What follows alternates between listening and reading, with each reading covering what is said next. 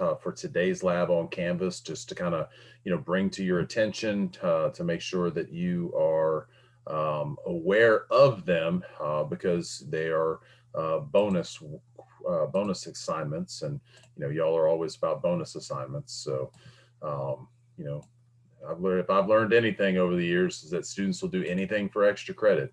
So seriously, like, it's here, do this assignment worth 10 points. No, no, it only takes 5 minutes. No, here, do this assignment for extra credit. It takes 3 hours. Oh, I'll do the extra credit assignment for 3 hours.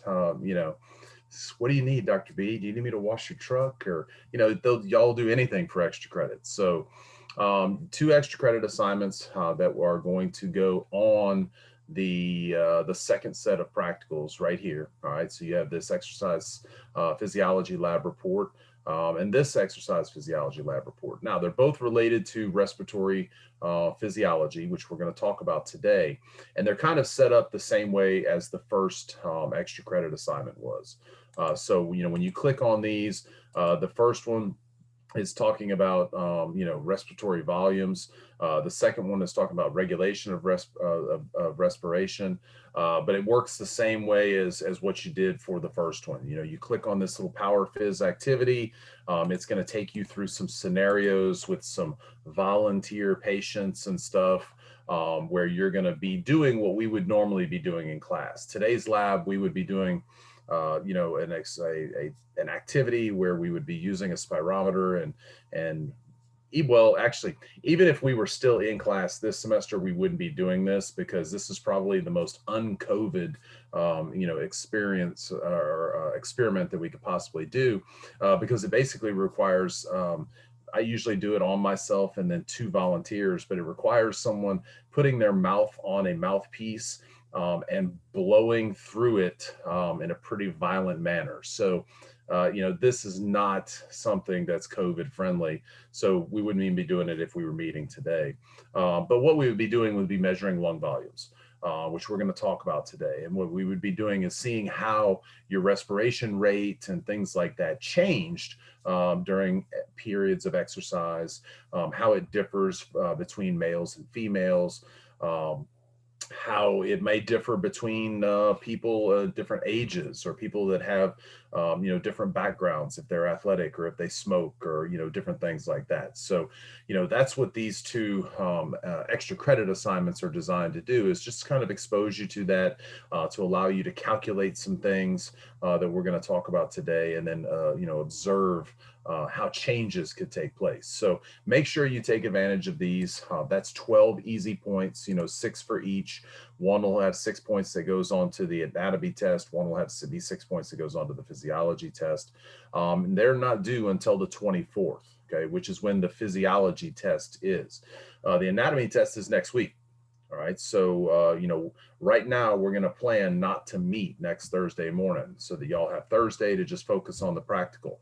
However, if after we do the physiology for today, which isn't that confusing, but it can be a little bit confusing, if after we do the physiology today, if you've attempted some of the physiology activities for respiration, if anybody wants to meet next Thursday morning, just shoot me an email. I'll have time set aside that we would normally be meeting. So if you want to meet, please don't hesitate, reach out. If it's one of you, two of you, five of you, we can meet and go over some physiology for respiration, if you want to, next Thursday morning. Otherwise, we'll be off next Thursday, and you'll just have your anatomy test. Now, the following Thursday, we will meet. Even though that's the same day as your physiology exam, we will meet to do a very short lab on the lymphatic system. Before we changed to this format, and a couple of years ago, I used to do the lymphatic system on the same day that I did the respiratory system, because it's that short of a lab. So we'll meet, in 2 weeks on that Thursday morning to just talk about the lymphatics. There's only one or two models really that we see, lymphatic structures on. So it doesn't take it's not a huge lab for anatomy, but we'll meet in a couple of weeks and go over that. But I'll be in touch between now and then, just kind of remind you of things like this extra credit activity. But the other thing I want you to make sure you take a look at is please look at the image gallery here. I know after looking at the image gallery in the digestive last week, you could see that the models that are in the image gallery very closely resemble the models that we have on Quizlet. And on the first practical, even you could see that the models, that were on the practical were very close to what we had on Quizlet. But still take a look at the pictures that are in this respiratory image gallery, because it may represent a picture of a lung model that is similar to the one that we have on campus, but maybe we have like 3 different lung models on campus. Maybe they took a picture of a different one and that's the one they're going to use. And it's not going to be different structures, but it may just look a little bit different. And I know sometimes that, gives people some test anxiety when they come across something they've never seen if they've just studied the Quizlet. So we're going to go over Quizlet today. Make sure you take a look at that image gallery though, so that you can be aware of other models that may be out there that represent the same thing. But for the most part, the models are identical to what we have on Quizlet. Here's your link to the Quizlet. We'll go over Quizlet today from 2 perspectives. One, we'll go back and we'll do this sagittal head model that we only did part of last week, and then we'll do the majority of the structures in the respiratory model. Although there are a couple of them, these alveoli models right here, that even though they're shown in the model packet here in the image gallery, in your lab manual, the list of structures, I don't see any structures that would have been identified on those. So I'm going to leave those off for right now and tell you not to worry about them until I can double check and make sure they're not being included on the practical. But right now we're going to leave them off because, like I said, they're not on the structure list. So any questions kind of over what's going on for the next 2-ish weeks? All right, this is getting close to to the end here, folks. Once we kind of get past this respiratory system, we're kind of in the home stretch there. It's going to come really quickly towards the end of the semester because that lymphatics lab is short.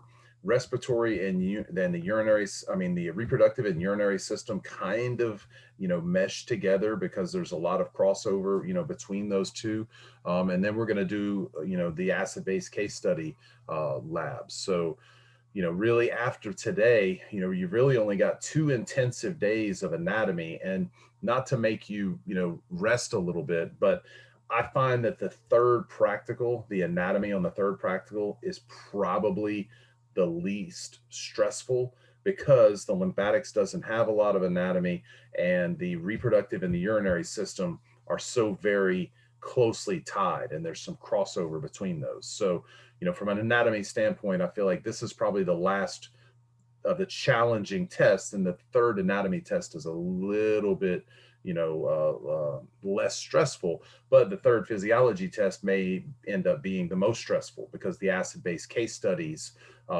tend to be a little bit more demanding from a physiology standpoint. So, but we're getting close. We're getting close, and thankfully this will be the last time, hopefully, that I am teaching virtual, because I opted to teach no virtual classes in the summer and no virtual classes in the fall.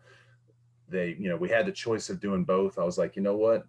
I'm just going to be the in-person, guy. I'm going to teach everything on campus. So if it like staying out in Slidell. I did, but it's gotten to the point now where, and it's still going to be partially, it's not going to be virtual, but it's going to have an online component for the labs because the physiology part is going to kind of be like an online class, but the anatomy part will be in person. But I just well, and I'm excited because West Bank, we have a brand new building. They've been working on it, this brand new science and technology building that they're putting just right at the end of Shirley when you come onto campus, and it's going to open in the fall. And so just to be able to be in the new building and have everything all nice and new and shiny, and And I'll be probably one of the only people there because still so many people are going to be teaching virtual. So I'm like, yeah, I'll go to campus and teach in that big brand new building by myself. It'll be awesome. So if anybody's still hanging around, if y'all haven't, ventured off anywhere, come by. I'll be on campus in the fall. I'll be at Sidney Collier for the summer, but I'll be at the West Bank for the fall. All right. Any questions about Canvas stuff? All right. Let's get that out of the way. And let's talk about the respiratory system. Now, respiration is, I really like respiration because this is one of those things, with the cardiovascular system that it really kind of ties together with, what we teach in A&P 1 as related to the muscular system. Yeah, because we know the muscular system is so heavily dependent on ATP. And so, when we talk about cardiovascular, when we talk about respiration, those two systems are so integrated with the muscular system as far as changes that we see with those systems as we change muscular activity, particularly skeletal muscle activity, that, this is where kind of it comes full circle. And to me, it really starts to make more sense. A lot of the stuff that we talked about in muscle physiology, when we talked about, the demand of ATP and the Krebs cycle and cellular respiration and muscle fatigue, we kind of touched on that with cardiovascular, and now we're kind of bringing it full circle with respiratory. So one of the things I always ask with respiration is, what is the primary function of the respiratory system? And one of the things that students always pop up with as an answer that is incorrect, but I always get as an answer is what? What is not a function of the respiratory system that most people will say is a function of the respiratory system? Breathing. Yes, breathing, right? The physical act of breathing. That has nothing to do with the respiratory system. What system is involved in the act of breathing? You're like, oh, I don't know. I never thought about it. System. Yeah, the muscular system. I mean, what's happening when we breathe? We're moving air, right? And I said that anything related to movement was going to be related to some type of muscle function. So the movement of air in and out of our body is going to be related to muscular contraction, and the respiration. It's just kind of the respiration system is just kind of along for the ride. The lungs don't have anything to do with physical breathing. What the lungs have to do with is respiration, and there's a difference between the two. The respiratory system's primary function is gas exchange. All right, the removal of oxygen from the air and put it into the bloodstream, removal of carbon dioxide from the bloodstream to get into the air. That's what respiration is about. The movement of the air comes from muscular contraction. I mean, the diaphragm isn't just a barrier between the thoracic cavity and the abdominal pelvic cavity. The diaphragm is a muscle which is going to help to change the shape of the thoracic cavity. The intercostal muscles, the muscles between the ribs, the external and internal intercostal muscles, they're going to help to change the shape of the thoracic cavity. So we're going to touch on respiration in just a minute. We're going to talk about what's actually going on when we breathe. But gas exchange is the primary function of the respiratory system. Now, it's not the only function, all right? The respiratory system is also going to be used to help to warm, moisten, and filter the air that we breathe in and out of our body. Filtration, that's become a very important topic over the last couple of years of the air that we breathe. And our body does a fairly good job at filtering the air. But it's in order for it to be an effective filter, we have to breathe through our nasal passages. Breathing through your nasal passages is much healthier for you than being a mouth breather. All right. The only time your body chooses to really breathe out of your mouth is when it's not getting enough air via breathing through your nose. You say, well, Dr. B, isn't it the same? No, it is not the same. Absolutely not. I challenge you to go for a jog and hold water in your mouth while you run and don't swallow it. All right. I just got finished reading this book about this former Army or Navy SEAL that, you know, when he trained his men, that was how he trained them, because he wanted them to work at a lower heart rate. And so he had read of, you know, from in a history book that the Apache Indians used to train their warriors by having them run for 5, 8, 10 miles, holding a mouthful of water, which forced them to breathe through their nose. And if anybody came back and didn't have the water, that means you either swallowed it because you were thirsty, or you swallowed it because, or spit it out because you couldn't breathe. And they deemed them not worthy of being a warrior until they were trained properly. So try to go exercise and only breathe through your nose. All right. It's much harder than breathing through your mouth. Why is that? Well, we have hair in our nasal passages. That's going to slow down the flow of air as it moves through the nasal passages. We have nasal concha bones that stick out, which are going to cause turbulence to the air as we breathe in through our nasal passages, which is going to slow down the flow of air into our lungs. So, you know, it's a much slower process breathing through our nose, but it's a healthier process because those hairs are helping to filter out the air that we breathe in. You know, if you've ever done any paint work, like spray painting or aerosol painting of any sort, and didn't wear a mask, you're very familiar with the filtration process of breathing through your nose. Because if you didn't wear a mask the next day, you probably had, you know, whatever color you were painting, you probably had some, green boogers or blue boogers, you know, because the hairs in your nose would trap those particles and prevent you from inhaling them into your lungs. The warming, moistening thing, you know, South Louisiana, do we really need to warm and moisten the air any more than it already is? Not particularly, but, you know, if you're someplace where the weather was cooler and drier, you know, out west, you know, warming and moistening the air before we breathe it in is easier on your lungs. If you've ever been to Colorado in the wintertime and gone for a run, you know that when you breathe in through your mouth, it burns. Okay, it burns your lungs, it burns the tissue. It's painful. But when you breathe in through your nose, because the air is moving more slowly, because we have these mucous membranes lining the nasal passages, it's going to allow for the air to spend more time in that environment because it's bouncing around, and it's going to actually warm it and moisten it before it gets into the lower respiratory tract, which makes it easier on the lung tissue when you breathe it in. So that plays, you know, an important role in the or as a respiratory function. Olfaction, pretty straightforward. You know, we're going to have olfactory sensors in the epithelial linings of the nasal membrane that come from the olfactory bulbs and pass through the ethmoid bone and the cribriform plate, and help us to, you know, to be able to smell. Speech production and speech modification. Obviously, production is coming from the process of exhaling air over the vocal folds, but also in the modification that we get with the respiratory system.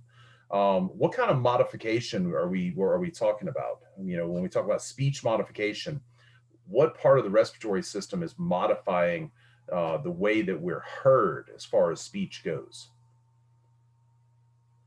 Not necessarily the change of the vocal folds. We're not talking about, being able to change keys or octaves or things like that, but there's a specific part of the respiratory system that helps to modify the way that people hear us or the way that we sound when we speak. And that's the paranasal sinuses. The frontal sinus, the maxillary sinuses, to a lesser extent, the sphenoid and the ethmoid sinuses. But those sinuses, they open up space, in the nasal passages, and it allows for the sound of our voice to echo through those nasal passages, which allows for the sound of our voice to project more. Your head and your nasal passages are like a speaker. Okay, they're amplifying the sound as we produce it from our vocal folds, and you can hear that, right? I mean, you can hear that if you hold your nose and talk. You know, it changes the sound of your voice. If you have a sinus infection, it changes the sound of your voice. It makes you sound muffled almost, because those sinuses fill up with, you know, infection, and they become smaller. And it's like the difference of being in a small room versus a large room. You know, if you walk into a large room and you speak, your sound, the sound of your voice has more room to carry, and it's going to sound larger than if you walk into a closet. So the same type of thing is those paranasal sinuses are helping to modify the speech that we're producing during the exhalation over those vocal folds. pH regulation, of our blood and our body, basically. Um, our body pH is one of the most narrow ranges of a physiological limit that you'll find, in the body. In fact, it's probably the most narrow. pH typically is going to fall between 7.35 and 7.45 on a pH scale. Now, that's a tenth of a point. We're not even talking about a whole point. So we only get wiggle room of a tenth of a point for pH. So that means our body needs to very closely monitor our body's pH. If we don't, if we get out of that normal range, like we'll see in the acid base lab, very bad things can happen very, very quickly. So, all right. So, you know, we can't go very far out of that normal range. Now, the best way for us to regulate body pH is to use the urinary system. All right. pH, remember, is related to the concentration of free hydrogen ions. All right. If you remember a chemistry class, or you took chemistry with Dr. Sathi, or whoever, pH is related to hydrogen ion concentration, right?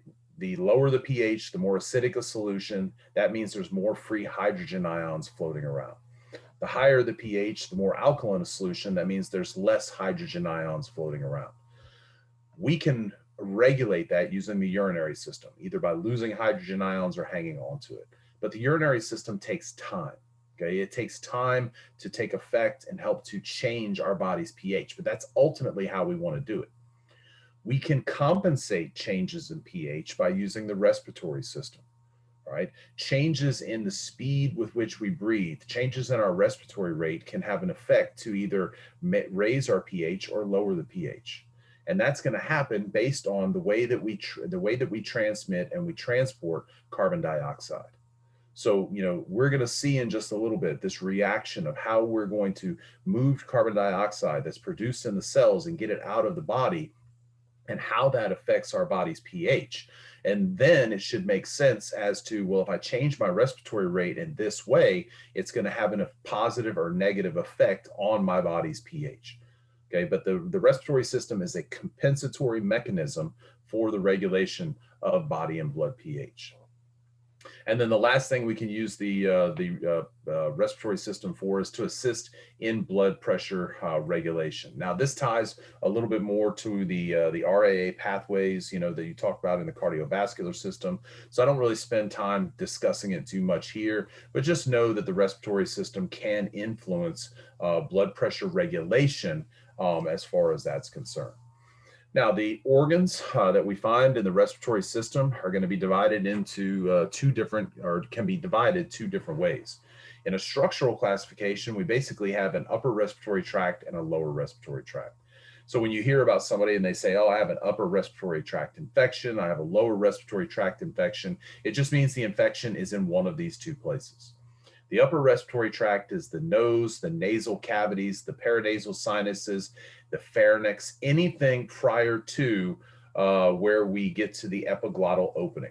All right. So when we look at the model in just a few minutes, and we see where the epiglottis is, and we know where the laryngopharynx is, once we get to the larynx, which is that opening of where the epiglottis is, where the trachea is, once we get to that point, from that point below, we're talking about the lower respiratory tract. From that point and above, we're talking about the upper respiratory tract.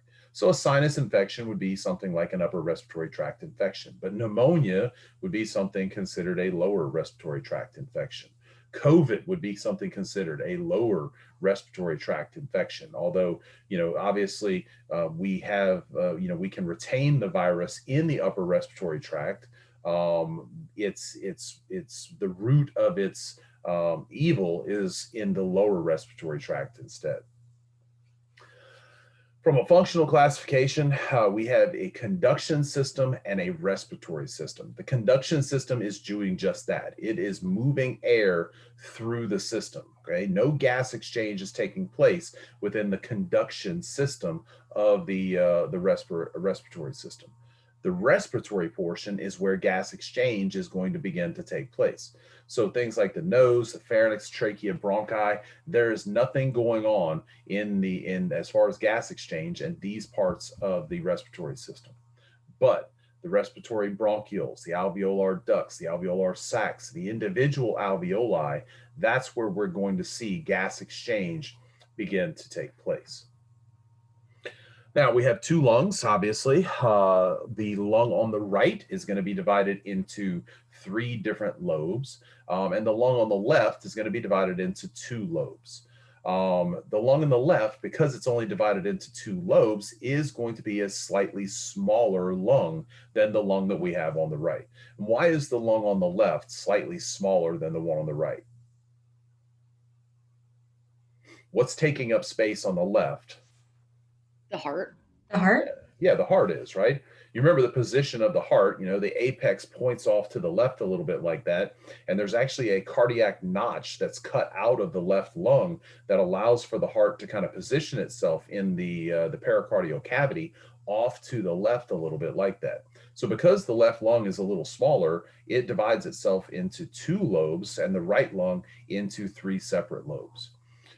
Each lobe is then going to get divided into smaller lobules, and the lobules are going to be where we begin to find the alveoli. So, essentially what we're trying to do is we're taking the air from outside of our body and we're passing it through a series of tubes. These tubes are going to progressively get smaller.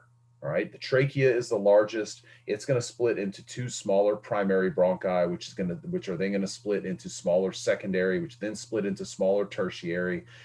And we're going to get to bronchioles, then we get to terminal bronchioles, then we get to respiratory bronchioles. But each level we're going down, the tubes are getting smaller. The airways, the passageways are getting smaller. Ultimately, until we get to the alveolar sacs. And the alveolar sacs are going to be this cluster of alveoli, and the alveoli is where gas exchange is going to take place. Each alveolus is going to contain epithelial tissue of two different types. Right? There's a type 1 epithelium, which is going to be the membrane that we use to diffuse gases. So that's going to be simple squamous epithelium. Okay, again, coming full circle, the very first tissue you ever identified in A&P1 was simple squamous epithelium, and one of the functions for it was gas diffusion. And I said, that's the only tissue you're going to find used for gas diffusion. And here we are in the alveolus now, diffusing gas. So that's going to be one of the types of epithelium that we have. The type 2 alveolar epithelium is actually going to be a cuboid shaped cell that is going to produce surfactant. Again, which kind of makes sense because when we talked about cuboid cells in A&P1, we said that one of the functions of cuboid cells was secretion. So here we are secreting surfactant. Now, surfactant is a lipoprotein, which basically is going to prevent the alveoli from collapsing and sticking together on themselves. In utero, the lungs are not inflated. Okay, obviously the baby is in amniotic fluid. The baby is not breathing. The baby is relying on the oxygen content and delivery from the mother through the umbilicus. However, the second that baby comes out, right, doctor holds him upside down, slaps him on the butt, baby screams. Okay, that's sometimes what happens. They probably don't hold them upside down by their feet, like a rabbit that you caught on a hunt or something like that. But the idea to hanging them upside down was to clear the passageway of any amniotic fluid. And the idea of smacking them on the butt is to get them to what? To get them to scream, okay? To get them to maximally inflate those lungs for the very first time, all right? When those lungs are inflated for the very first time, they will never be without air until the day that you die. All right, we're going to talk about lung volumes and things like that. But when you maximally inflate those lungs from the very first breath that you take, the body is going to begin the production of surfactant, and the surfactant is going to keep those alveoli, even on maximum exhalation, keep those alveoli from collapsing and the tissues from sticking together. So think of surfactant as kind of, a lubricant that's going to allow for us to exhale and then allow for those tissues to be able to separate from each other afterwards. Now, sometimes in premature babies, the lungs won't be completely developed, and that can result in respiratory distress syndrome. What this means is that the lungs and the alveoli don't remain open because the body hasn't reached a point yet where the newborns are able to produce surfactant. Now there's medication that they can give to these premature babies, which will stimulate their body to produce surfactant, but the lungs are not developed enough at that point. Eventually, they will develop, into fully functioning lungs, and they'll begin to make their own surfactant. But they have to be monitored early if the lungs aren't completely developed.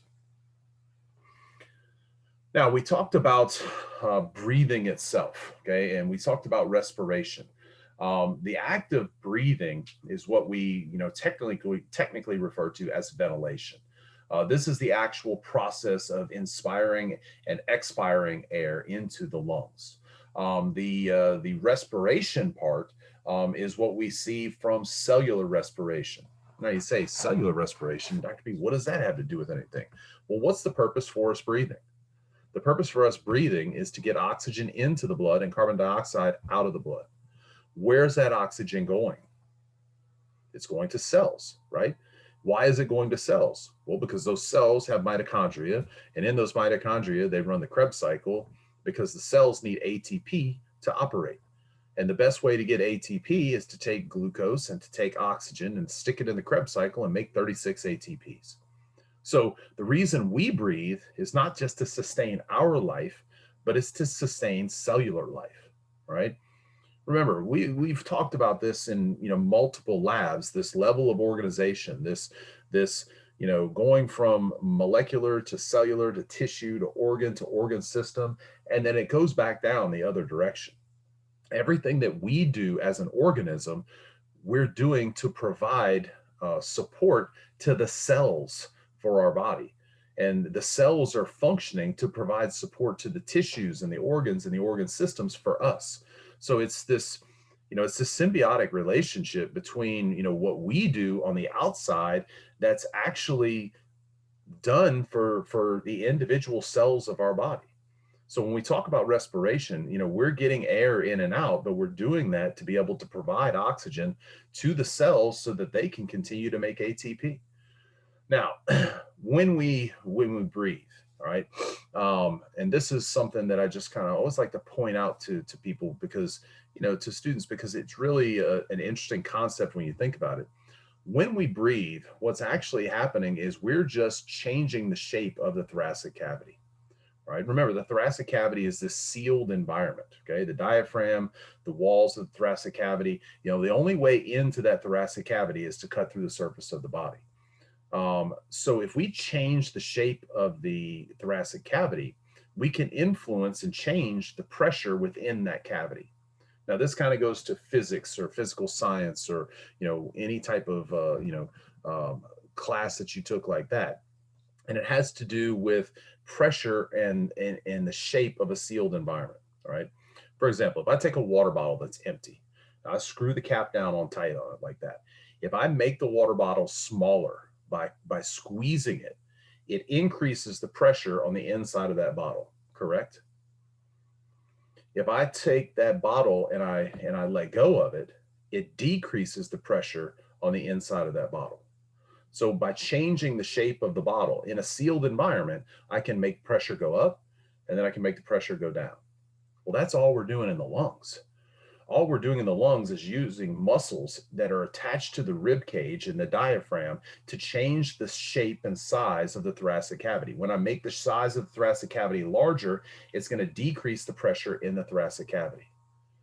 Now, the air around me has a certain atmospheric pressure. So if the air around me has a higher pressure than the pressure I have in the lungs, then the air is going to go where? From outside to in, because stuff goes from high pressure to low pressure. So when we breathe in, okay, this is the part that really kind of, is unusual to hear the first time. When we breathe in, we're not sucking air in. Air is being pushed into our lungs because we have higher pressure around us and lower pressure in the lungs. So the air is moving in. I know you feel like, I can see, those of you who have your camera, you're like, you're breathing right now. And you're like, Dr. B, but I'm sucking that air in. No, you're not pulling that air in. All right. Nothing moves in that way. Does stuff move from a area of lower concentration to higher concentration? No, it doesn't. When we diffuse, we go from higher concentration to lower concentration. Okay, that's the natural way that things move, right? Wind. Okay, if you've got a high pressure system here and a low pressure system here, guess what direction the wind goes? From high pressure to low pressure. All right. So when we are breathing, we're doing the same thing. We're just creating a pressure differential in the thoracic cavity. Now, what happens when we exhale? Well, we're going to pull the lungs, we're going to pull the thoracic cage down, and we're going to put pressure on the lungs. That increases the pressure here versus the pressure around us. And so the air moves from in to out. So all it's about is a change in pressure, right? Which is why if we injure, okay, the thoracic area, if we have a puncture wound in the thoracic cage, which is open to the outside world, you're going to have a problem breathing. Why are you going to have a problem breathing? Well, because then when I do this and take and expand the rib cage, it's sucking air in through that hole into the space around the lungs, which is not going to allow me to suck air into the lungs because it's no longer a sealed environment. Does that make sense? You're like, oh, okay. Now I understand all this stuff, right? So this is all, the ventilation part, that's going to be controlled by nuclei that we find in the brain. All right. The brain is very, very interactive. We talked about the heart. Is autorhythmic. Breathing is not autorhythmic. Breathing comes from the brain. And it particularly comes from nuclei in the pons and the medulla oblongata. Now, you should remember the medulla oblongata from the nervous system when we talked about the centers of respiratory control being located there. The centers of respiratory control in the medulla oblongata are the dorsal respiratory group and the ventral respiratory group. Now, these are going to be the respiratory groups which basically help to control our breathing. All right.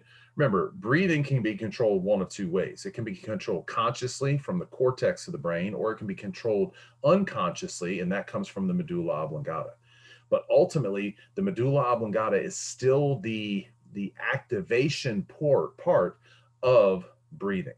The phrenic nerve, okay, which goes to the diaphragm, it's going to come off of, C2, C3, C4, all right, or C3, C4, C5, excuse me. And so that is going to be the nerve that integrates the diaphragm, and that the signals transmission is going to begin from the medulla oblongata. So this is why we talk about upper cervical injuries, which involve the medulla oblongata, like at the base of the skull. That's why those type of injuries result in a fatality, because they damage these respiratory groups.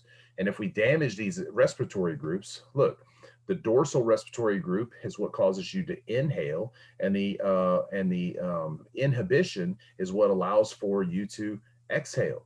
So if we damage this dorsal respiratory group, we're not going to be able to inhale and exhale. We're talking about at rest, all right? So that's why the medulla oblongata plays such an important role in respiration, because it's what actually controls our body's ability to fire action potentials to activate the phrenic nerve and activate the diaphragm, which is going to allow us to inhale and exhale. Now, you'll notice it says there, inhibition causes expiration. We don't have to do anything really to expire besides relax. Right? When we remember, muscles can do two things. They can contract and they can relax. When we're at rest, we're contracting the diaphragm to breathe in. And when we don't contract the diaphragm, it's going to go back to its resting state, which is going to be what exhales for us. When we exercise, we're going to integrate then the external intercostal muscles, which have fibers that run like this. So when they contract, they're going to pull the rib cage out like that. And then we activate the internal intercostal muscles, which are running in this direction, which when they contract are going to close the thoracic cavity down. So when you go exercise, you're using more than just your diaphragm, because we need to what? We need to inspire more. We need to lift that rib cage out of the way to allow for more air to move into the lungs. Okay, that's not necessarily what we're talking about here, because we're just talking about resting breathing at this point. So the regulation of the rhythm of your breathing is going to be initiated again from this part of the brain. Now, like we said, ventilation. Go ahead. Quickly about the diaphragm thing, I find the rhyme that you taught us, the 3, 4, 5, keep the diaphragm alive, really useful for if that's. That's actually what I just said in my head when I said 2, 3, and 4. I'm like, that's not right. 3, 4, and 5 keeps the diaphragm alive. So, I haven't quite finished my caffeine, so I was a spinal nerve off there. But yes, that's that's why I teach you those kind of things, because in 20 years you're going to hear C3, 4, and 5 keeps the diaphragm alive. I mean, it's stuff like that that can't get out of your head no matter how hard you try. All right, so we talk about ventilation being conscious and under unconscious control. Obviously, from a conscious standpoint, you can sit here right now and you can say, "Oh, I'm going to breathe faster. Oh, I'm going to breathe slower," because you can consciously regulate that, because the diaphragm is a skeletal muscle, and we know that we have control over all skeletal muscles. So you can actively make yourself do that. But there's only so much activation that you can control to regulate your breathing, right? You can only make yourself breathe so fast, and you can only hold your breath for so long, right? You can't hold your breath to death. Okay, it is a physical impossibility for anybody in the history of the world. That's a long time. No one has ever held their breath until they died. All right. When you drown, eventually you're going to exhale and your body is going to start breathing. You're going to breathe in water, and that's what's going to prevent you from having gas exchange. But you cannot hold your breath to the point of a fatality, because what's going to happen? Eventually, you're going to pass out. When you pass out, what are you going to do? You're going to breathe. Okay. My son was a temper tantrum thrower. I think I told you all this maybe in A&P1. But and that's how he threw his temper tantrums. He'd hold his breath, and my ex-wife would get freaked out about it, and she would give in to him. They'd be in Walmart. I want a Hot Wheels. Can I get a Hot Wheels? No, you can't. And he'd hold his breath in anger until she bought him the car. And I wouldn't do that. I would let him hold his breath until he finally started breathing, because I knew eventually he was going to start breathing. He wasn't going to die.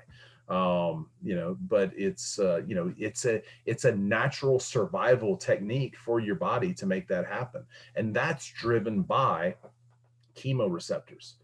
These chemoreceptors, which are monitoring the changes in our body chemistry, they're what is going to force your body to start breathing. Because what's your body designed to do? It's designed to regulate homeostasis, and it's going to act in a way that's going to help it survive. And so if you are preventing yourself from getting oxygen and getting rid of carbon dioxide, if you're preventing yourself from that, then your body's going to take you out of the equation. Okay. It's going to make you pass out. Okay. And say, this idiot's not breathing. So here, let me shut him down. And there, now I can get back to doing my job. All right. And that's going to be related to these chemoreceptors. These chemoreceptors are monitoring three things really: hydrogen ion concentration, like we said before, carbon dioxide levels, and oxygen levels. When oxygen levels get too low, it becomes problematic. When carbon dioxide levels get too high, it becomes problematic. Because when carbon dioxide levels get too high, it also negatively influences hydrogen ion concentrations. Now, carbon dioxide levels can actually get dangerously too low as well, and that's going to have an effect on hydrogen ion as well. This right here, okay, this CO2, that is more of the reason why we breathe than is this, right? We don't breathe to get oxygen. We breathe to get rid of carbon dioxide. Do we need oxygen to supply to the cells so they can create ATP? Yes, absolutely. I mean, the cellular function runs on ATP. But if carbon dioxide levels get too high, they can cause the disruption of all types of functions. And that carbon dioxide level is related to hydrogen ion concentration. So the most sensitive receptors that we're going to see, most sensitive chemoreceptors are going to be related to hydrogen ion concentration and your pressure of CO2. And these central chemoreceptors are going to be found again in the medulla oblongata because they're going to monitor cerebral spinal fluid. All right. Why are they monitoring cerebral spinal fluid? Because the brain is the most important organ in the body. And we want to make sure that pH isn't changed too dramatically in that nervous tissue. Now, we also are going to have chemoreceptors in the aortic arch and in the carotid sinuses. They're monitoring oxygen concentration more, right? So when you stick a little, a pulse oximeter on the end of your finger or somebody like that, it's measuring your PO2. PO2 gets all the pressure. Oh, what's your pulse pressure? Oh, my PO2 is 98. Oh, I'm fully saturated. That's what gets all of the press. But what's more important is that PCO2.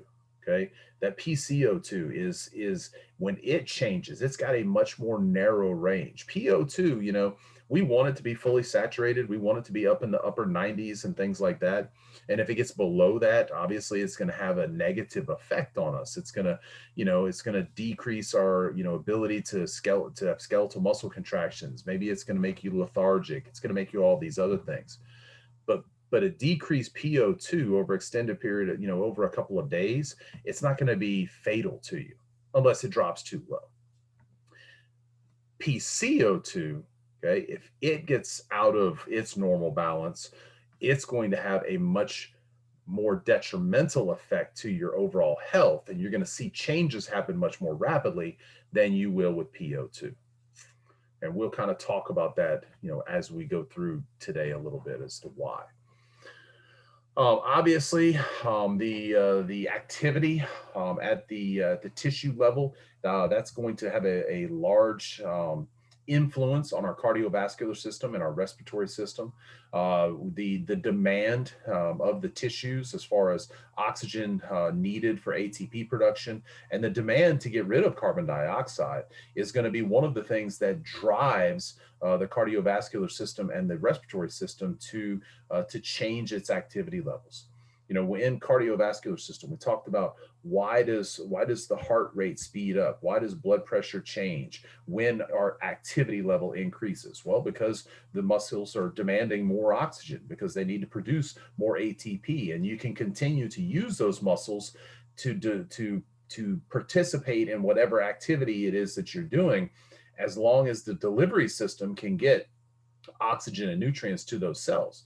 When the delivery system fails to meet the demand, okay, when supply fails to meet the demand, then muscle fatigue sets in. But there's a second component to that. It's not just about how conditioned your heart is. It's not just about how many red blood cells we have to carry oxygen. What's the first step in getting oxygen to the tissues? Respiration.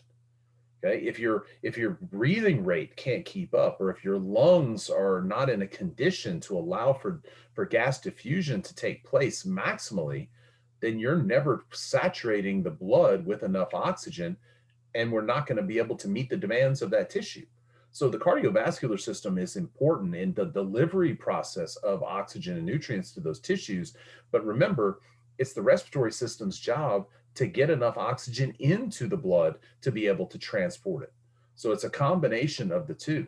And this is one of those things also, that comes into play as far as, I said there were going to be factors that were going to be involved in, proper ventilation and proper respiration, like age and, things like that. But there's outside factors that come into play too. And this is one of those things that we see with people that are smokers.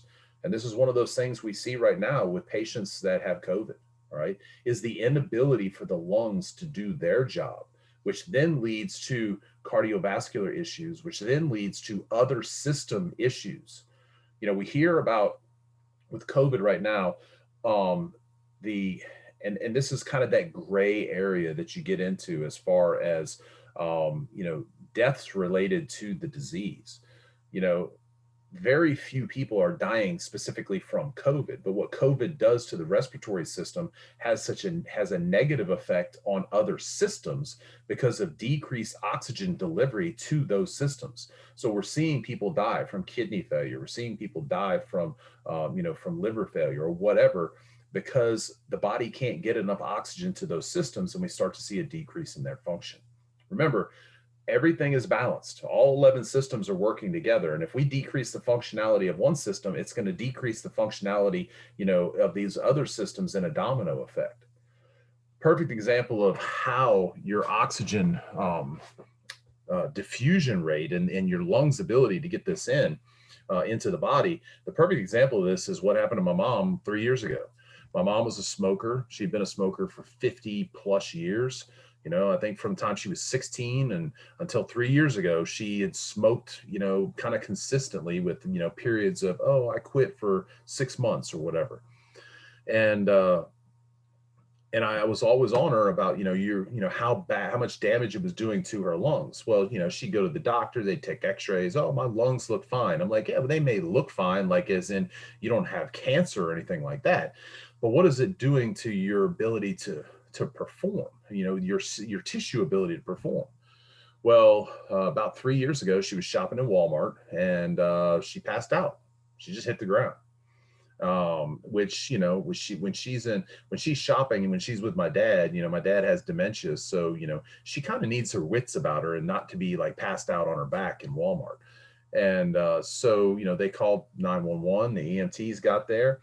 They, you know, started checking her out and everything, and they took her pulse ox, and it was in the 70s. Okay, it was like 71. And like I said, your pulse ox should be 97, 98, 99. That's the happy range, and that's the range for most healthy individuals. And basically, you know, her lungs were not doing their job to exchange oxygen in the way they should because of her smoking. So she went to the doctor, and the doctor told her, "Well, Miss Blaylock, you have two choices. You can either quit smoking, which will allow your lungs time to heal and will bring your saturation point of your oxygen back up, or you can be on oxygen. Okay, we can give you a little oxygen tank, and you can carry it around with you, or we'll get you one of those little Inogen machines that's an oxygen concentrator. But everywhere you go, you're gonna have to have a tube in your nose, and you're gonna have to wear this thing." And my mom was way too vain for that. So she was not going to be the embarrassing old lady at her grandkids' sporting events with the oxygen tank over her shoulder. So she literally quit smoking cold turkey that day and hasn't had a cigarette since. Within 2 weeks, her oxygen saturation level was back up in the 90s. The effect of that increased oxygen on her body and her tissues was amazing to see. Within 2 weeks, her skin looked better, her coloration was better, her hair looked better. I mean, just all of the physical things on the external surface of your body that you could see changes just because those tissues now had enough oxygen supply was the perfect, like, painted picture as to why those cells need that oxygen. This is kind of one of those things that we're seeing with COVID patients. And I had a student in a class yesterday that she's works in a hospital setting right now, where she's dealing with this. And she said that's the biggest problem with COVID patients is that they see their PO2 levels go down because COVID causes damage to the lung tissues in a way that prevents your body from maximally absorbing this oxygen.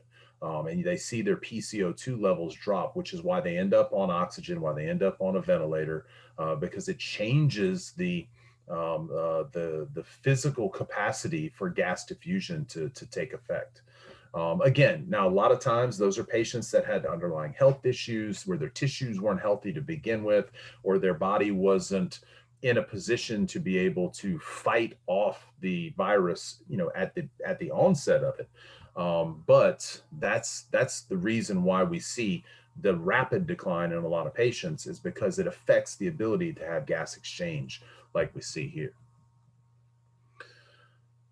But yeah, it was crazy to see the change. I mean, you know, it was the change in like her voice, you know, where she didn't sound like she was talking through a wet paper bag because of all the excess mucus production was one thing, but to see the physical changes, to see her be able to go walk a quarter of a mile and not be winded, or walk up the stairs in their house and not have to sit down and take a break when she got to the top because the skeletal muscles were like, we don't have enough oxygen. You know, it was crazy to see that.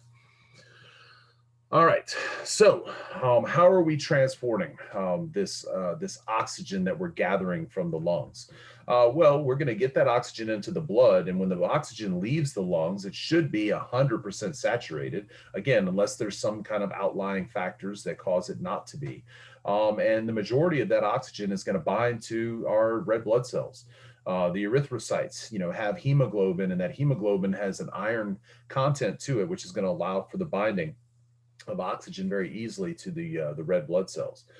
This is the majority of our circulation of oxygen. Now, about 1.5% is going to be diffused in the blood plasma.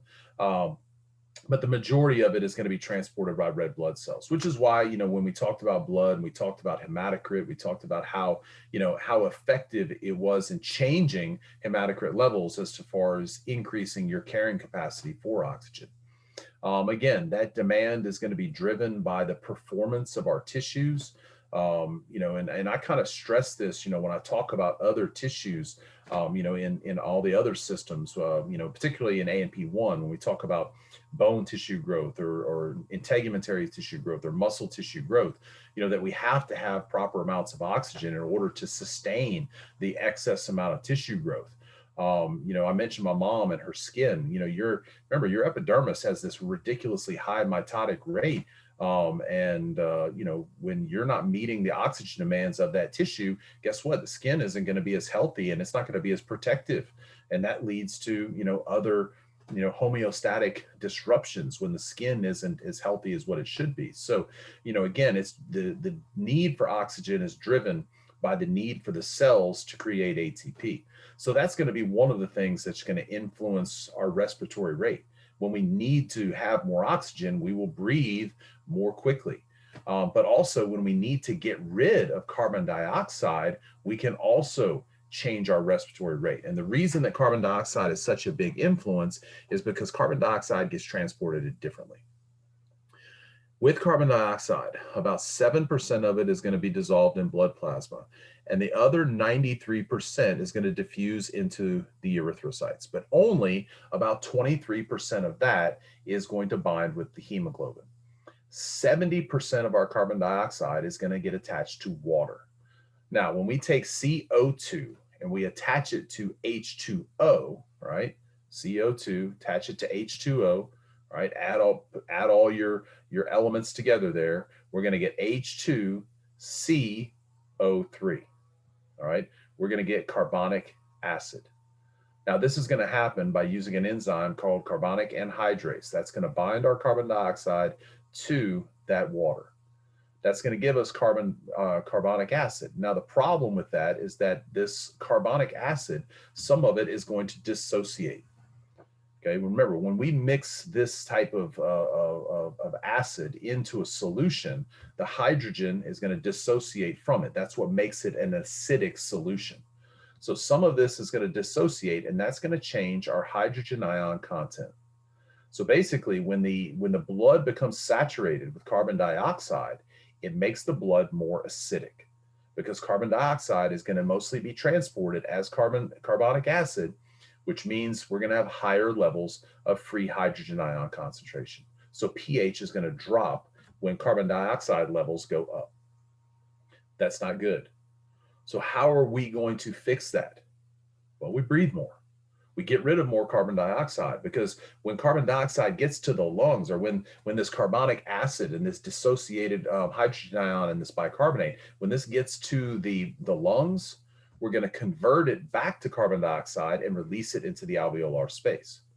So by exhaling and getting rid of the carbon dioxide, we can change the pH of the blood by getting rid of the hydrogen ion concentration. Now, on the other side of that, if we don't have enough carbon dioxide in the blood, our pH can become alkaline. So how can we increase hydrogen ion concentration? How can we bring the pH back down? we breathe less. So on the flip side of that, if our body becomes in an alkaline state, our body's going to slow down its breathing.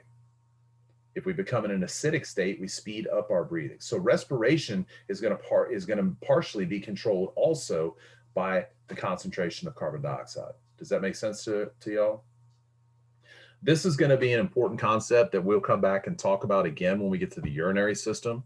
Because remember, this is a compensatory response. This is something that is a temporary means of affecting this hydrogen ion concentration. Ultimately, we want to lose those hydrogen ions in our liquid waste, but that takes more time for that to happen. So how can we immediately fix this pH imbalance? Let's change our respiration rate. We either speed up breathing, we slow down breathing.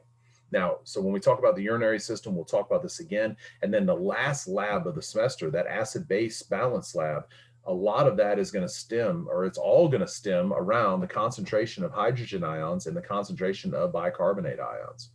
And so when we talk about these imbalances, whether you're metabolically in acidosis or you're respiratorily alkaline, we're going to talk about how we can make changes. And this is going to be an important reaction to remember at that point. All right, any questions on that physiology? We're going to talk a little bit more about some physiology stuff before we get into identification, but is that all kind of, sitting well with you right now? Did you finally tie together, some of the pieces from, muscle contraction and why this happens and why that happens? Doesn't it make you feel like you understand the world better? And like, you'll think about this when you're walking down the street or when you go for a run, you'll be like, oh, I need to breathe harder because I need to get rid of this carbon dioxide, or, you'll understand what's going on with that. Or maybe you won't. I don't know. Maybe I'm just a geek and, I think about that kind of stuff. When I look down and I'm going, all right, my heart rate is this. I need to get my heart rate up because I need to get rid of carbon dioxide and I don't want to build up lactic acid and it needs to be aerobic. And that's how my mind works while I'm exercising, unfortunately. I think about it a lot more too, but it doesn't make me think I understand the world more because it's just so crazy that it's happening at all. Well, it is. I mean, it's ridiculous that it happens the way that it does, and that all of this. Well, I mean, that's why we talk about. That's why I get excited, because life and all of the things that sustain it down to the cellular level and everything else is just so ridiculously complex and amazing that it happens in this spontaneous form.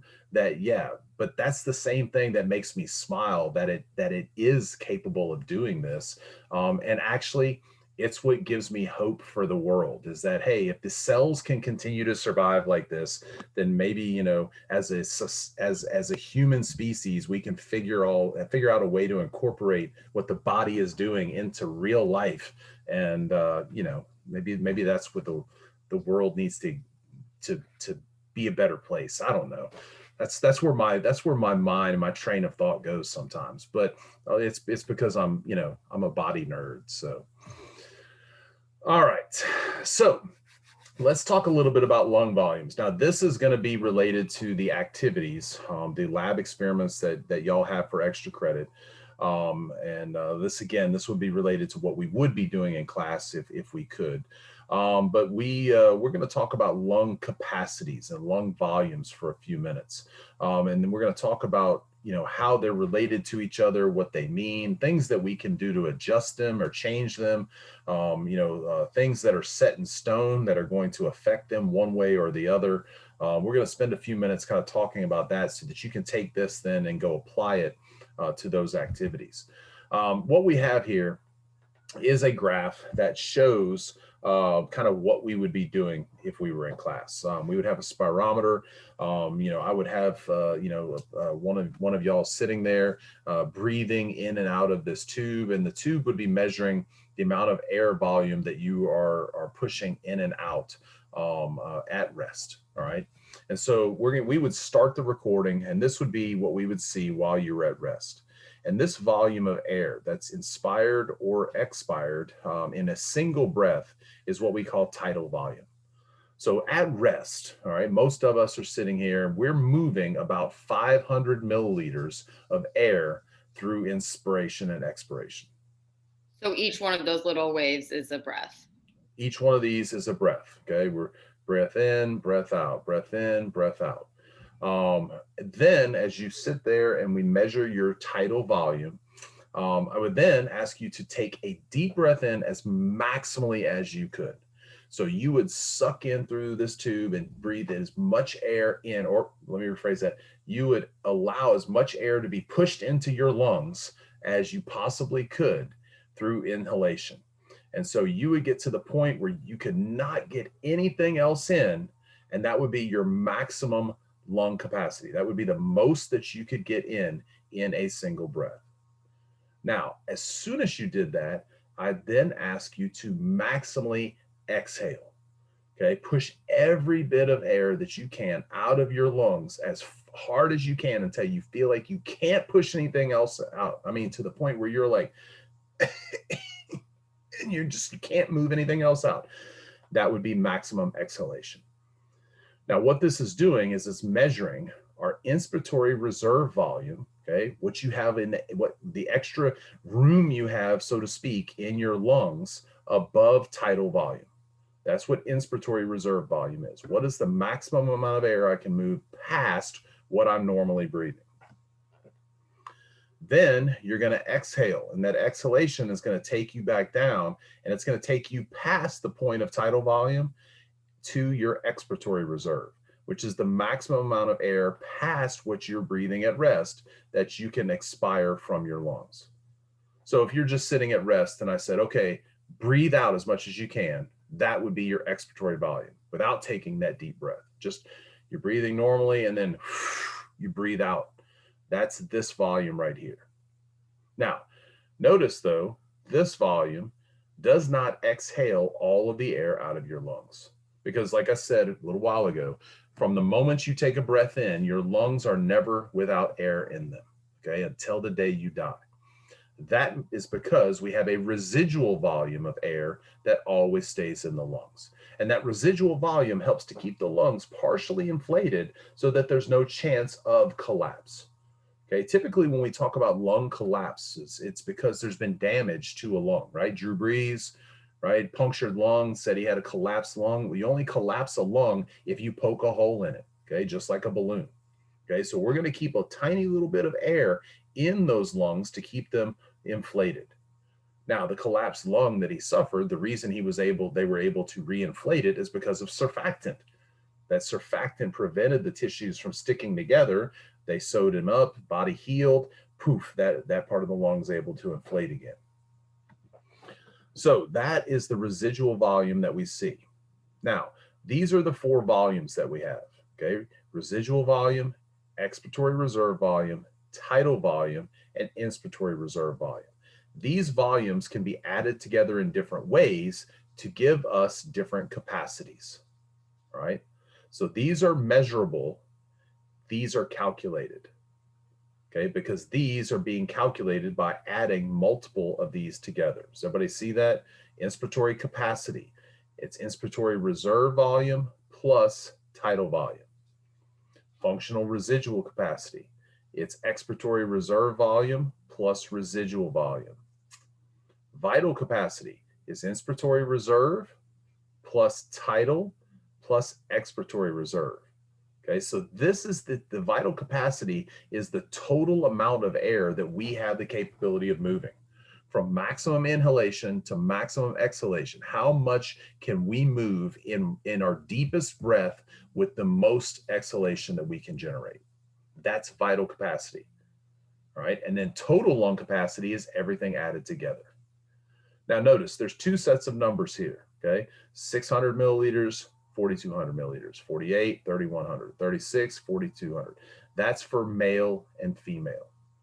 So why the difference, okay? With tidal volume, we don't see a difference in that because tidal volume is, is just what we're doing at rest. But why do we see a difference, particularly in the inspiratory reserve? Because that's where we see the greatest difference.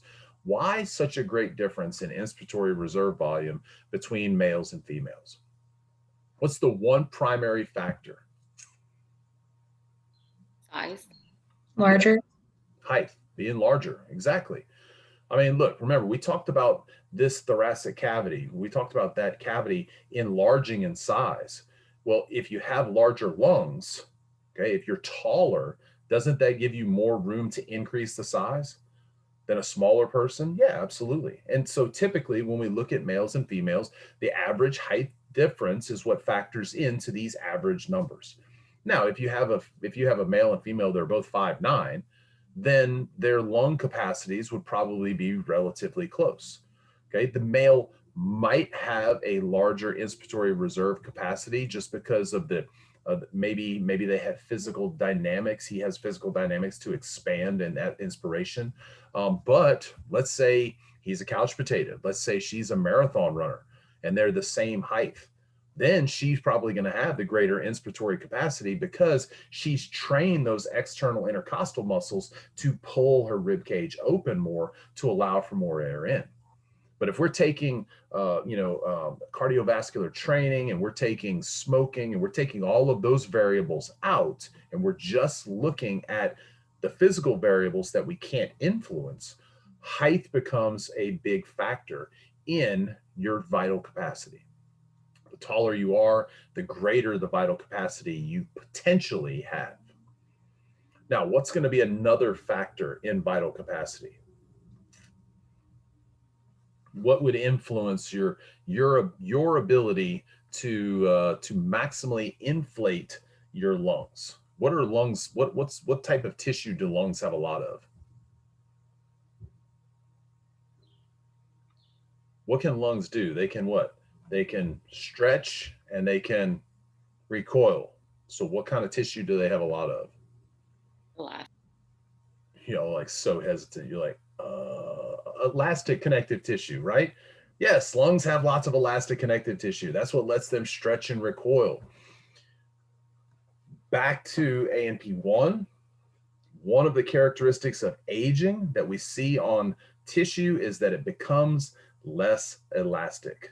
Does that sound vaguely familiar? You're like, sure, Dr. B, of course it does. So as it becomes less elastic as we naturally age, then age would then become an influential factor on inspiratory reserve volume, the ability for you to stretch those lungs properly because the tissue is going to have less elasticity. So those are two big factors that we're going to see that influence vital capacity. Now, inspiratory capacity, inspiratory reserve volume, obviously this number right here, okay, can be significantly affected by cardiovascular training, aerobic exercise, training those external intercostal muscles to contract with more force, to contract with more endurance for longer periods of time. That's going to, obviously influence your respiration, control and ability. But again, that's something that you have to work to improve. There are disease processes which are going to limit inspiratory reserve volume. Disease processes like emphysema or processes that involve myosclerosis, okay, with muscle hardening that would limit muscular contraction.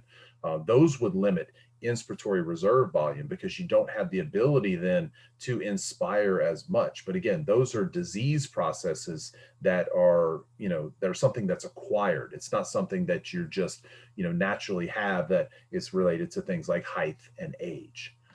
Now, right down here, there's a list of the different capacities and there's a formula for each of those different capacities, right? So inspiratory capacity, tidal volume, inspiratory reserve volume. Expiratory, tidal volume, expiratory reserve volume. Functional residual. Vital capacity, though, this is the one that we really pay the most attention to. And this is the one that we would actually be measuring in class. Now, we can measure it in class when we have you hooked up to the spirometer, but you can also measure it based on your height and your age. And there's a formula which is fairly accurate that measures your vital capacity. Now, typically, if we're in class, I have everybody measure their vital capacity so that we can compare vital capacities among two different people. One semester, we were fortunate enough to be doing the spirometry experiment, and there was a young man in the class who was the about the same height as me, but he was obviously, you know, a lot younger. And so we measured our vital capacities based on our age and our height. And his vital capacity was obviously greater than mine because our height was similar, but his age was much less. So that was going to give him a greater vital capacity. Then we measured them, and my vital capacity was larger than his vital capacity. And why was that so? He was a smoker. So he had an outside factor that was influencing his vital capacity. His vital capacity should have been higher than mine because he was 28 and I was 48, but my vital capacity was higher because this smoking had influenced his ability to inspire and breathe with as much depth as I could. So, like I said, there's outside factors, but you know, it's interesting to be able to compare those, you know, to people of same heights, different ages, things like that. So, these formulas here, you know, I would commit these to, you know, memory. You could see a question or two on the physiology test where I just ask you to calculate someone's vital capacity. So, how do you do it? Well, first thing you have to do is what? You got to calculate your height in centimeters. Damn metrics. So, how do you calculate your height in centimeters? Well, figure your height out in inches and then multiply it by 2.54. 2.54 is the conversion factor for inches to centimeters. Then, once you get your height in centimeters, then multiply it by this coefficient here. You're then going to take your age in years and multiply it by this coefficient. You're going to subtract that from that, and then you're going to subtract 2.69 if it's a female. If it's a male, you do it with this method and then subtract this. Now, how they came up with this formula, I don't know because math is not my strong suit. I have no idea how they calculate this kind of stuff, but this is the formula and it is, you know, within 80% accuracy. All right. So be able to do that. These right here, if you know this chart, okay, if you can know what these different reserve volumes are, you should be able to calculate the different capacities. So you know, on the practical, if I give you a you know a thing that says, you know, Bob's total volume is such and such, his inspiratory volume is such and such, his expiratory volume is this, and I say, what is his vital capacity or what is his inspiratory capacity? You should be able to calculate these based on the volume amounts right here as well. All right. Now we talked about things that affect vital capacity. We talked about height. We talked about male or female. We talked about age. What's something that we didn't mention as far as vital capacity and lung capacity is concerned? Fitness. Well, no, fitness would. I mean, right? Because if you're more fit, obviously it's going to affect your inspiratory capacity and probably maybe even your vital capacity a little bit at rest. What's a physical feature though of someone that is that we didn't mention as having an effect? Weight? Weight, exactly. Weight has no bearing on your lung capacity. The reason that weight doesn't have any bearing on your lung capacity is because typically we don't carry, fat in the thoracic cavity. You know, outside of some fatty tissue building up around the heart, you know, we don't get fat in the thoracic cavity. We get fat in the intra-abdominal cavity. We get fat intramuscularly, but we don't get any increased adipose tissue in that thoracic cavity. Now, you know, students say, well, Dr. B, yeah, but what if somebody has, you know, a lot of intra-abdominal fat? They have this big belly, you know, doesn't that affect the diaphragm's movement? Not particularly, because at rest, and that's when we're measuring vital capacity is at rest. At rest, the diaphragm isn't moving that much inferiorly to help to bring the air into the lungs. Its movement is minimal. So you know, oh well, they have a lot of abdominal fat. It's not pressing down. Now, to take a deep breath in, you know, students then say, well, yeah, but if I want to take a deep breath, yeah, but if I'm taking a full inspiration breath, what's happening? my ribs are expanding out this way. The diaphragm isn't dropping that much. The diaphragm is dropping minimally. So, the weight of an individual doesn't necessarily influence. Now, it may influence them under exercise because they may not have the cardiovascular capacity because of their weight. But we're talking about affecting vital capacity at rest. Two individuals of 200-pound difference at the same height and same age, they should have roughly the same vital capacity because we don't take weight into account for that. All right. Any questions on the physiology for today?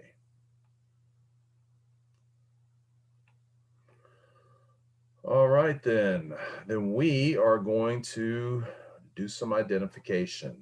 Like I said, we're going to start off with the sagittal head model, so we can kind of identify the structures that we see on that the model that we talked about last week.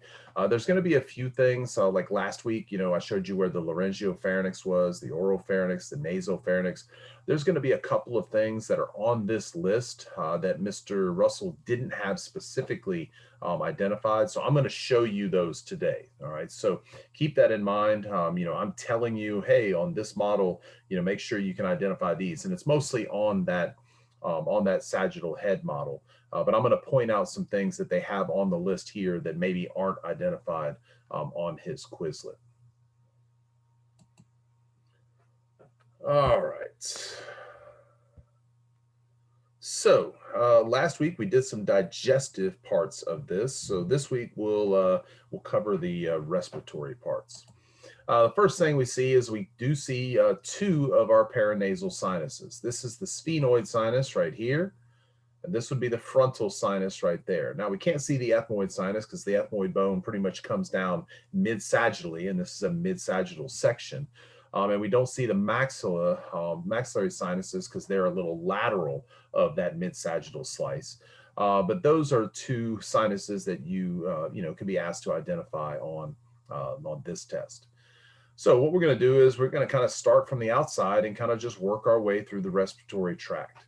Now, one of the things that he doesn't have labeled, which, I guess if on the test, if they had the right angle here, they could point an arrow at one of the nostrils or if they use the sagittal head itself with the musculature, they could point an arrow at the nostril. Your nostril is actually technically referred to as the external nares. Okay, so external nares, N-A-R-E-S. So as we breathe in through the nose, air will enter our external nares and then moves into the nasal cavity. Now, the nasal cavity is then going to pull the air over our three nasal concha bones, right? Remember the nasal concha from the skeletal system? We identified the inferior and the middle, but there also said there was a superior nasal concha. Again, these are bony projections that come out that as we breathe air in over them, it's going to cause turbulence to the air and cause the air to bounce around. That's one of the things that slows the air in, slows it down as we breathe in through the nose, but it also is going to be one of those things that helps to, warm and humidify the air by keeping it around those mucous membranes more and clean it out from the mucous membranes and the hair that we have that is going to help to filter the air. Between those concha, we see these little tubes, okay? And a tube-like structure, you may remember, is a meatus. So these are the nasal meatus, okay? So right here, there's my gross anatomy. The nasal meatus. So we have a superior, a middle, and an inferior nasal meatus. So that would be your superior, that would be your middle, and that would be your inferior meatus. So the ridges of bone are the concha, the grooves between them are the meatus. Then you'll notice a narrowing right here, okay, of the nasal cavity. This narrowing right there is the internal nares. So the external nares is your nostril. The internal nares would be this narrowing right there, which is just before the nasopharynx. So this region is your nasopharynx, oropharynx, laryngopharynx. So on the test, if it asks you for a region, that's what it's looking for. We have the 3 tonsils. I think we mentioned these last week. This is your pharyngeal tonsil. This is your palatine tonsil, and this is your lingual tonsil. Those are part of the lymphatic system, but we won't see this model during lymphatics, so we're going to talk about them now. Then as we breathe that air in through the oropharynx, through the laryngopharynx, we find this, which is the opening to the epiglottal opening, right? Number 15 right here, that is the cartilage related to the epiglottis. So this is your epiglottis right there. So remember, that's going to close down when we swallow food, but when we are breathing, we need this open airway, which is why you can't swallow and breathe at the same time, okay? Because when you swallow, this is closed, which means you can't breathe. Now, what happens sometimes? Well, when you're talking and you're chewing and, well, maybe you're breathing, because obviously if you're talking, you're breathing, okay? Because as you breathe or as you talk, air is moving out, and in order to talk some more, you have to breathe air back in. So if you're talking and chewing food, that's why your mom, always told you don't talk and chew food at the same time. You're going to choke. The reason is because as you talk, this is open. And so if any food particles fall back this way as you're chewing, those food particles can easily enter into the trachea. In fact, they're more likely to enter the trachea than they are into the esophagus. Because remember, the esophagus is part of the degglutination reflex, where we're forcing food here to cause stretch receptors to open up that sphincter to allow food into the esophagus. This is an open space. The trachea is an open airway. Okay. If something comes back here and you're not swallowing, guess where it's going to end up? Especially if you're breathing in between talking, it's going to get sucked into your trachea. And remember, this is a cartilaginous tube. Okay. So it's not like the esophagus, which is a collapsed tube of muscle. This is an open tube like this that's going to allow stuff to just free fall down through it. Now, when food falls in here, what's it going to make you do? It's going to make you cough. Why are you coughing? Because you are trying to eject whatever got into that respiratory tract, because it's not supposed to be there. This is food particles. This is liquid particles. Anything that's not air, okay, is going to set your body into a cough reflex, which is going to try to get whatever's not supposed to be there out. So when you breathe in some food or you breathe in some liquid and you start coughing, just keep coughing. All right. What should you do to a person that's coughing? No, don't hit them on the back. Don't do anything. Leave them alone. All right. Hit them really hard on the back. No, don't hit them really hard on the back. Okay. Unless you can convince them to stand on their head, don't hit them really hard in the back. All right. Because hitting them really hard in the back is just going to do what to that piece of food? It's going to dislodge it and it's going to make it fall down because gravity is going to pull it. I know you're just being a smarty pants, just trying to get me all fired up. But no, don't pat them on the back. Just let them cough. Coughing is your body's way of pushing the air up. As you start patting them on the back, you're just shaking whatever is there loose and possibly letting it go further down. And definitely, whatever you're doing, if they're coughing, definitely don't do the Heimlich maneuver. Okay, you're not gonna, hey, I'm gonna be a hero and I'm gonna do a Heimlich maneuver. If you can hear air moving, they're not choking to death. Okay, as long as they're coughing, they will live. Okay. Nobody's ever died from something going in their trachea if they're coughing. Okay. Because if they're coughing, air is moving and they're going to survive. When you want to do the Heimlich maneuver is when you can't hear air moving. When you hear them do this, then by all means, okay, be the hero, get behind them, ball your fists up underneath their diaphragm and do the Heimlich maneuver. All right. Now, why does the Heimlich maneuver only work if it's a complete blockage? Because the Heimlich maneuver is basically you're trying to build pressure up in the lungs. Okay, that's what the Heimlich maneuver is doing. When you're thrusting up, you're not actually trying to push the food up through the trachea and out. You're trying to decrease or increase pressure in the lungs. when I was growing up, my mom would buy my sister and I Pringles. Okay. And some of you are grown ups, you may still do this, but it's when we were done with the can of Pringles, we'd put the top on the can and stomp on it. Okay. Because it was sealed and it would eject the top off the top of the can. Right. But it only worked if what? If it was sealed. If you poked holes in the can, it might pop off if the holes were small enough. But if you had a big hole in it, you could stomp on the can and the lid wouldn't come off. That's the same thing essentially that's happening when you do the Heimlich maneuver. It has to be a complete blockage because you need to be able to build pressure up under the blockage to cause it to eject out. Has anybody ever done the Heimlich maneuver on somebody, like successfully, or seen it done? I've done it. Done. Have you seen it done? Was it successful? Like, did the person stop choking? Did the piece of food that they were choking on, did it launch across like the room, or did it just come dribbling out? It didn't. It didn't launch. No. The one time I had to do it on an individual, it was like popping a champagne cork. I mean, it like 5 feet. Okay. I mean, it ejected out because that's what you're trying to do. You know, just like with a champagne cork, if you build up pressure underneath it, it's going to pop and eject itself out. That's the idea behind the Heimlich maneuver, is that you're trying to compress the diaphragm into the lungs, build pressure up, and whatever is caught there is then going to shoot out if you apply enough pressure.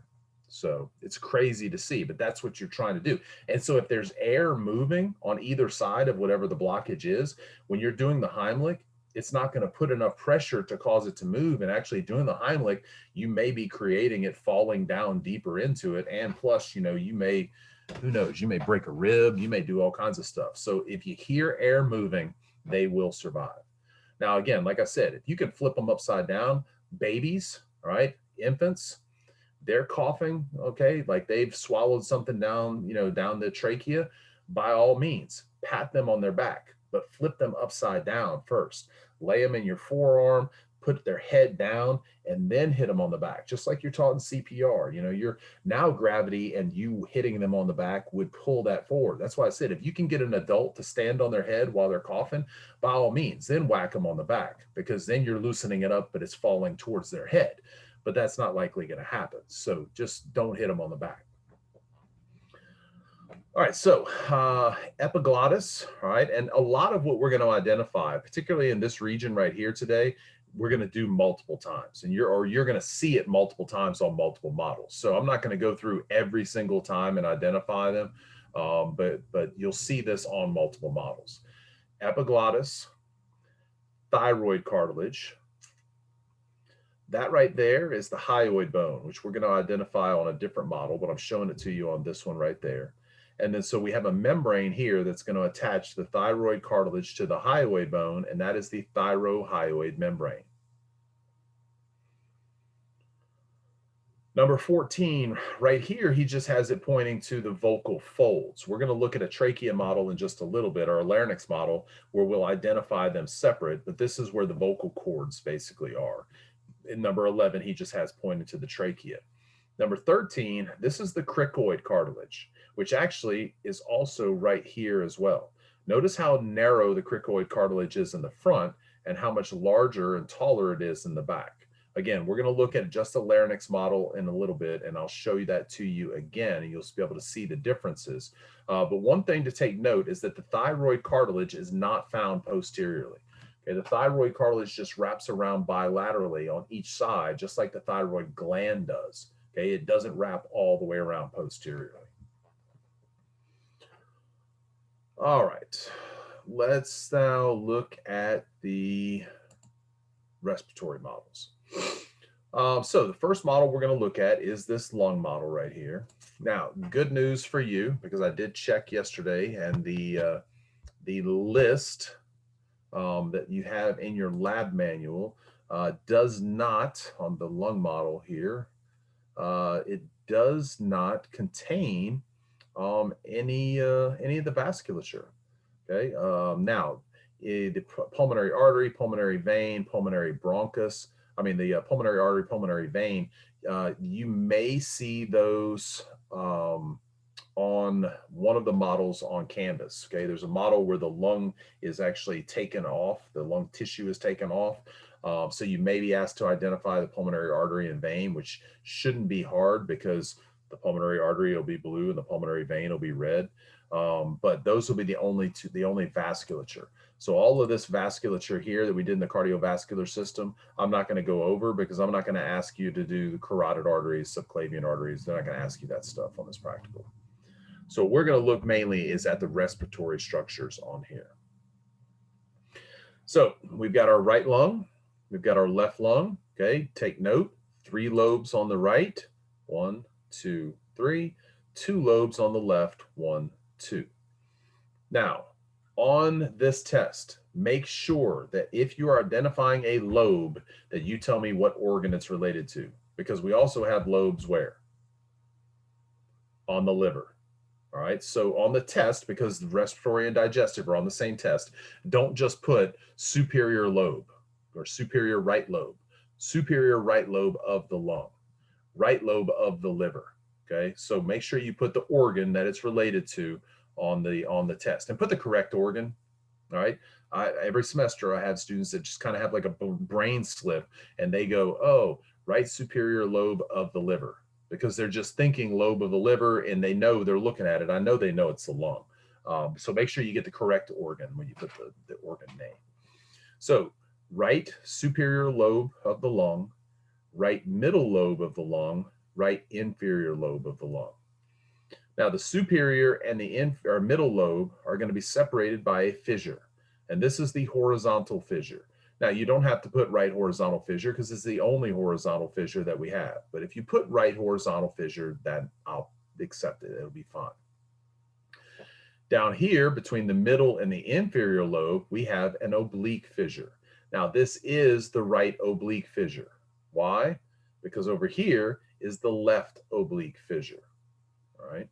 Notice this running transversely right here. Okay, so that's what makes it the horizontal fissure. This running at an angle all the way, that's what makes it an oblique fissure.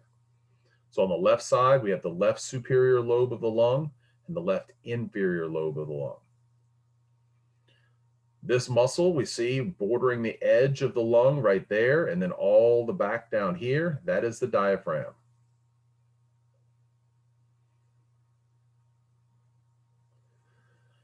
Right here, where this curved portion of the left lung is, that's the cardiac notch. I know it's not labeled on here, but I am telling you specifically that you need to know that cardiac notch. So that little curve right there is the cardiac notch. All right, we come up here, we have a trachea. There's your thyroid gland, just for reference. And then we get into the larynx region. Now, this piece of cartilage right there, that is our cricoid cartilage. This piece of cartilage right here is the thyroid cartilage. And that is your hyoid bone. So this membrane between the thyroid cartilage and the hyoid bone is the thyrohyoid membrane. But then we have 2 muscles, one right there and one right here. Now, these muscles are named based on where they originate and where they insert. So the origination of this muscle is the cricoid cartilage, and the insertion of this muscle is the thyroid cartilage. So it is the cricothyroid muscle. This muscle starts on the thyroid cartilage and ends on the hyoid bone. So this muscle is the thyrohyoid muscle. So the thyrohyoid muscle, thyrohyoid membrane.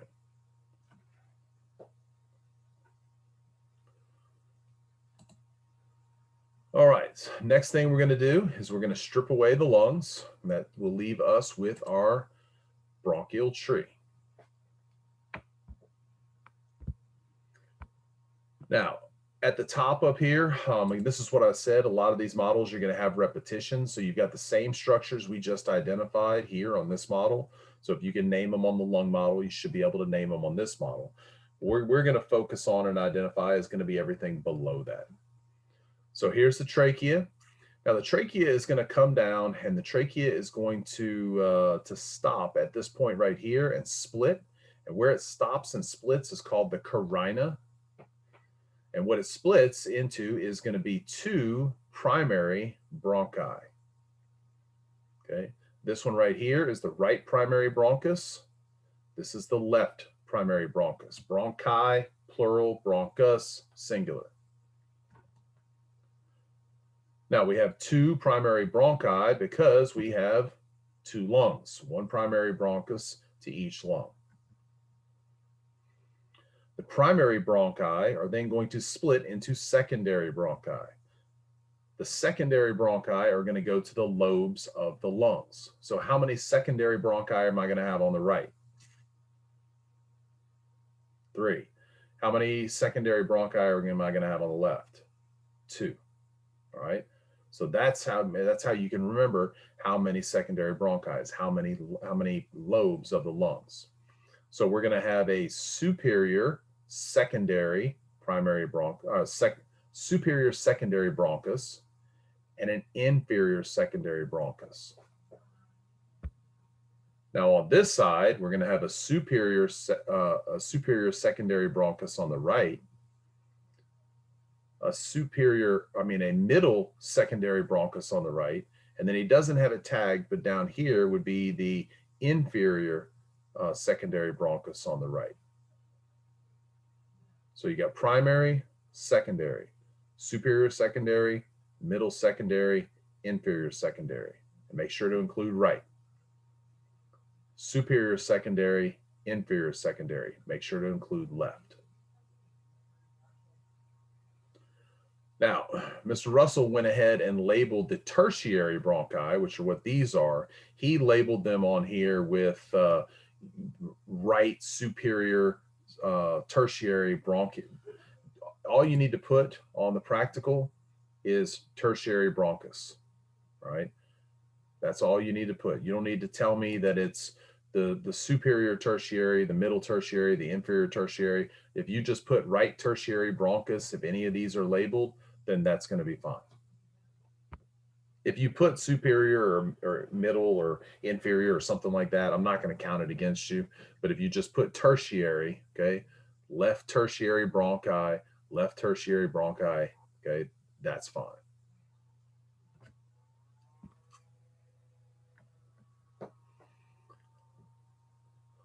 All right. Now, from those tertiary bronchi, we're going to then get smaller and we're going to end up at our bronchioles. From the bronchioles, we're going to go to terminal bronchioles, and from the terminal bronchioles, we'll go to respiratory bronchioles. And that's going to take us to our lung lobule. So those tertiary bronchi are going to end up in this. So those tertiary bronchi branch into bronchioles, which is this part of the tube right here. That bronchiole is then going to split into terminal bronchioles, which is the next smallest tube that we see right here. There's another terminal bronchiole coming straight down here, and off of that terminal bronchiole, we have the smallest, which is our respiratory bronchioles, which is number 9, those little tiny ones coming off the terminal. Now, from those respiratory bronchioles, that's where we start to get into the respiratory part of the lungs, which is where gas exchange takes place. So the respiratory parts of the lungs would be what we see down here in this lung lobule. All these little individual balls, okay, I call them grapes that you see scattered all over here. Those are the alveoli. Okay, again, alveoli is plural, alveolus is singular. These alveoli are going to be clustered together in bunches. Those bunches are called the alveolar sac. So here's the way I think about this, and if this helps you remember this, then good. If you go to the grocery store and you buy a bag of grapes, all right, when you buy that bag of grapes, what you have is a lobule. In that bag of grapes, you have individual bunches, okay? Each individual bunch that you can pull out of that bag of grapes would be an alveolar sac. And then the individual grapes themselves would be the alveoli. Does that help make sense of this a little bit? So, individual grapes, alveoli, they're all connected onto one stem. That bunch is the alveolar sac. And then you have a bunch of bunches, and that makes up the lobule, which is what we see here for the whole thing. Now you see an alveolar sac kind of cut away right here. And in that alveolar sac, you see an opening. That is the alveolar duct. Now, one of the things I love about this model is that you can see in the alveoli here, look at those lines. You know what those lines show? The squamous cells on the inside of the alveoli themselves, which we know is there because that's where gas exchange takes place. And look, we have squamous cells here on the outside of the lobule because this is the visceral pleura. This is our serous membrane that's secreting serous fluid to prevent friction build up between each of the individual lobules. Now, the red that we have all over those are the alveolar capillaries. The black right here, that's actually elastic connective tissue. That's what that represents. And then the last thing, and this is vasculature that you do need to know, this and this, okay? Now these are smaller, so these aren't arteries and veins. These would be arteries and venules. But this right here, number 3, that would be a pulmonary what? Arteriole or venule? Arteriole, yes. Yes, that's arteriole. Remember, we're in the pulmonary system, so it's backwards. So this is your pulmonary arteriole. That's your pulmonary venule.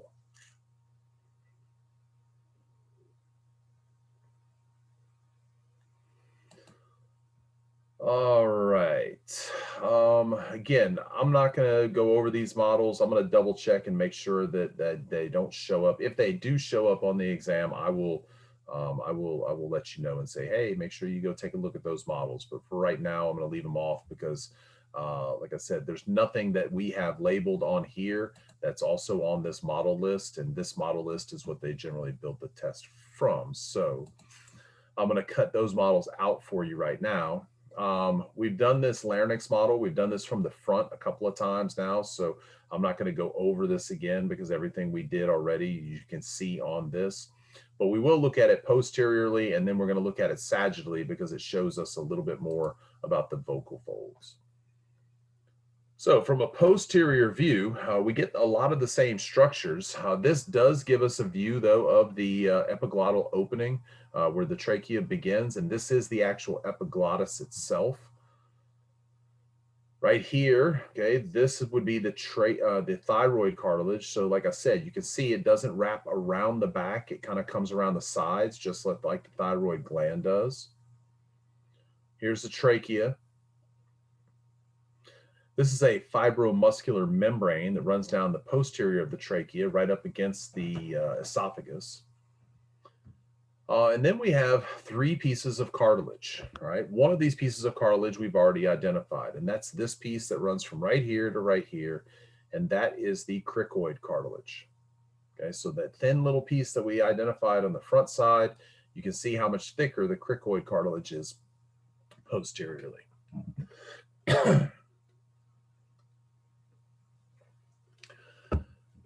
Now, just above that, right here, we have the arytenoid cartilage.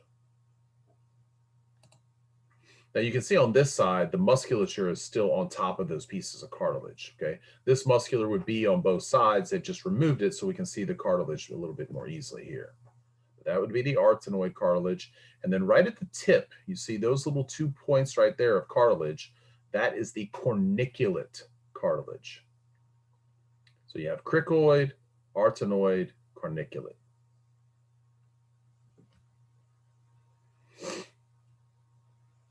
Now, if we take this and sagittally section it here, we get this. And again, we kind of did this already on the head and neck model. So a lot of what you see identified on here, we've already done, like the thyroid cartilage right here, like the epiglottis right there, hyoid bone, thyrohyoid membrane. Don't worry about this, fat deposit right there. Cricoid cartilage, again, narrow in the front, very tall in the back. Now, this would actually be the arytenoid muscle sitting on top of the piece of cartilage right there. And if we actually zoomed in and get that circle out of the way, you can actually see the tip of the corniculate cartilage right there. And then we have our two vocal folds. Now, this right here is what we call our true vocal fold. This is our vestibular, or the false. Now, students always want to say, Dr. B, will you take, vocal fold or true vocal cord? Do I have to put vestibular? As long as you give me true or false, that's all I need. Okay. Plus vocal fold or vocal cord. Now, why is this the true and why is this the false? Well, one, when we speak, which way is the air moving? The air's moving out, right? I mean, you can try to talk as you breathe in, but you're not going to be very successful with it. But the air is typically moving out. So it's going to cross this vocal fold first. And so this is the more prominent of the two. And if you actually look down the larynx, it's going to extend into the airway more than the false vocal cords, which are going to be kind of set back off to the side.